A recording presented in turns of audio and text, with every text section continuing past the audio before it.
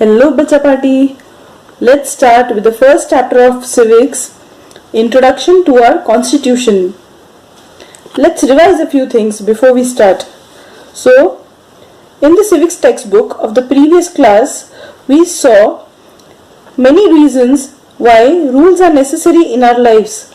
तो पिछले साल के हमारे civics के textbook में हमने देखा है बहुत सारे ऐसे reasons देखे हैं कि क्यों हमारे लाइफ में rules जरूरी हैं. We follow norms and rules in order that activities in the family, school, our village or city are carried out smoothly. तो रूल्स फॉलो करने से कैसा होता है कि हमारी फैमिली लाइफ, स्कूल लाइफ, हमारे विलेज में, सिटी में सब कुछ एकदम स्मूथली चलता है रूल्स फॉलो करने से. There are no rules in a family, however there are norms about behaviour of a member in a family. तो हमारी फैमिली में क्या होता है कि कुछ रूल्स नहीं होते हैं बट फिर भी कुछ ना कुछ नॉर्म्स होते हैं. जैसे हमको सिखाया जाता है कि बड़ों की इज्जत करनी चाहिए, बैक आंसर नहीं करना चाहिए. तो ऐसे कुछ नॉर्म्स होते हैं कि हमने कैसे बिहेव करना चाहिए. There are rules in school regarding admission, uniform and studies. School में कौन कौन से रूल्स होते हैं? एडमिशन के लिए कुछ रूल्स होते हैं, यूनिफॉर्म पहनना कंपलसरी होता है, पढ़ाई से रिलेटेड कुछ रूल्स होते हैं. Different competitions also have their own rules. तो अलग अलग कॉम्पिटिशन्स में अलग अलग तरह के रूल्स होते हैं. The administration of our village or city is also carried out according to the rules. तो हमारे शहर में एडमिनिस्ट्रेशन होता है, सब कुछ जो मैनेज होती हैं चीजें वो सब रूल्स के हिसाब से होती हैं. Similarly, the administration of our country is carried out through a system of rules. वैसे ही हमारे कंट्री को चलाने के लिए भी, कंट्री के एडमिनिस्ट्रेशन के लिए भी कुछ रूल्स होते हैं.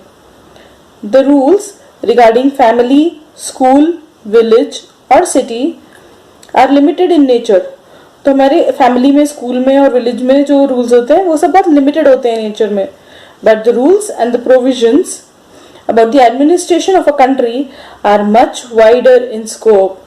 क्योंकि कंट्री बहुत बड़े लेवल पे चलानी होती है तो उनके जो रूल्स होते हैं वो बहुत सारे अलग अलग टाइप के रूल्स होते हैं, अलग अलग फील्ड्स के रूल्स होते हैं, क्योंकि उनको सबको संभालना है और सबको लेकर चलना है. So, see whether you find the answer to these questions in the following text. The meaning of the Constitution. The book in which all provisions regarding the administration of a country are mentioned together in a systematic way is called a constitution. मतलब constitution में क्या लिखा होता है कि हमारे देश को कैसे चलाना है, हमारे देश में कौन कौन से रूल्स रहेंगे, और देश के हर एक एस्पेक्ट के बारे में रूल्स बने हैं. कॉन्स्टिट्यूशन में सब कुछ लिखा हुआ है कि कौन सा काम कैसे होगा. This makes a constitution a written document of the provisions related to the administration of the country. तो कॉन्स्टिट्यूशन क्या है? एक रिटन डॉक्यूमेंट है हमारे कंट्री के एडमिनिस्ट्रेशन को चलाने के लिए. Government is established by representatives elected by the people. So, the government is established by the representatives elected by the people.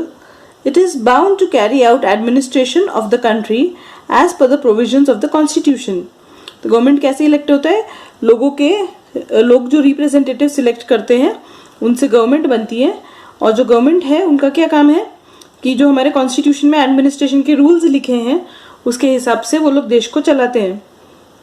The rules and the provisions in the constitution are the basic और the fundamental law of the land. तो कैसा होता है कि constitution जो है वो basic और फंडामेंटल लॉ है, उसके हिसाब से ही सब कुछ चलता है. While making laws, the government is bound to follow the constitution. जब भी कोई नया लॉ बनता है या रूल बनता है तो कॉन्स्टिट्यूशन को फॉलो करना कंपलसरी है, उसके हिसाब से ही सब कुछ होता है. If it does not do so, then the judiciary can declare those laws null and void or unconstitutional. मतलब अगर कोई भी लॉ बनाने से पहले अगर वो कॉन्स्टिट्यूशन के हिसाब से नहीं बना है तो जुडिशरी जो होते हैं, जो जजेस होते हैं सुप्रीम कोर्ट के, वो इन लॉज को नल एंड वॉइड डिक्लेयर कर सकते हैं या अनकॉन्स्टिट्यूशनल डिक्लेयर कर सकते हैं. नल एंड वॉइड मतलब जिनका कोई एग्जिस्टेंस ही नहीं होता है. Provisions in the constitution, constitution में क्या प्रोविजन होते हैं? The provisions in the constitutions are about different things, example citizenship, the rights of a citizen, the relationship between the citizens and the state. Subject of the law is made by the governments, elections, restrictions on the government, jurisdiction of the state. मतलब क्या क्या होता है constitution में कि एक citizen कौन होता है, उसके क्या राइट्स होते हैं, फिर हमारा स्टेट के साथ क्या रिलेशन होता है, और सारे लॉज और इलेक्शन के बारे में सब कुछ डिटेल्स उसमें है, इलेक्शंस कैसे कंडक्ट होंगे and all that. Almost all countries have accepted the principle of governance according to a constitution. तो मोस्टली सारे कंट्रीज ने अपने अपने कॉन्स्टिट्यूशन ऐसा फॉर्म करके रखा है और उसी के हिसाब से उनका गवर्नमेंट चलता है. Yet the nature of the constitution of different countries is different. But वो कॉन्स्टिट्यूशन सबके अलग अलग होते हैं हर कंट्री के. There are differences of history, social structure, culture and traditions etc. क्योंकि हर कंट्री का सब सारे कल्चर और ट्रेडिशंस अलग होते हैं, इसीलिए उनके नॉर्म्स भी अलग होते हैं.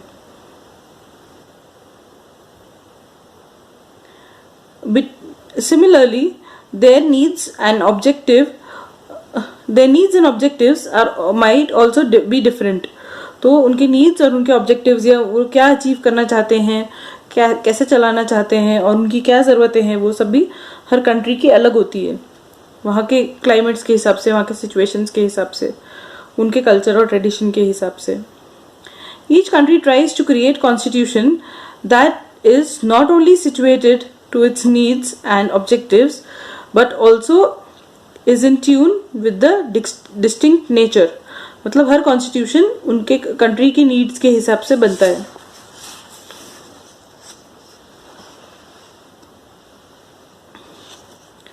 Necessity of a constitution. हमको कॉन्स्टिट्यूशन बनाने की क्या जरूरत है? There are several advantages of governing a country with the help of the rules और provisions included in the constitution. मतलब कॉन्स्टिट्यूशन के हिसाब से देश चलाने में बहुत सारे एडवांटेजेस हैं.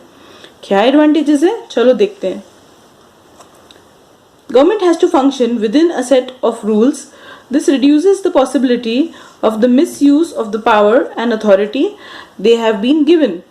मतलब हमारे गवर्नमेंट में जो अथॉरिटीज होते हैं, जो हमारे नेता लोग होते हैं, वो अपने पावर्स का गलत इस्तेमाल नहीं कर सकते हैं क्योंकि उनको जो रूल्स सेट है उसके हिसाब से ही चलना पड़ता है.